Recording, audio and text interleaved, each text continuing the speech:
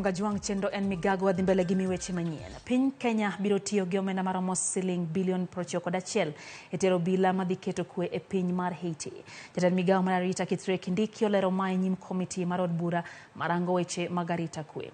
Inspekta mar obila Jafet Kome bende ochopo e nyim komiti no kama koro wacho ni chenro mar tero obila Haiti en gima owinjore otimre kendo Kenya ok onego oketie digni.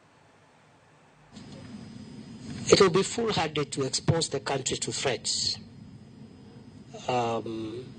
through our engagement in the multilateral or regional programs. To be foolhardy, it's unpatriotic and we cannot go that route.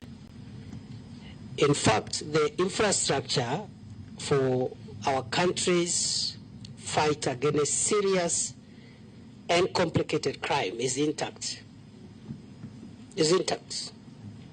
Our counter-terrorism infrastructure is intact. Our infrastructure on the fight against banditry is intact.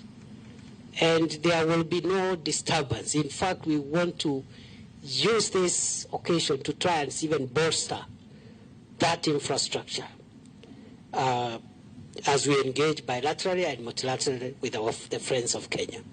So rest assured, Senator Dulo, the Joint Committee, and the people of Kenya, that we will not disturb our internal operational capabilities.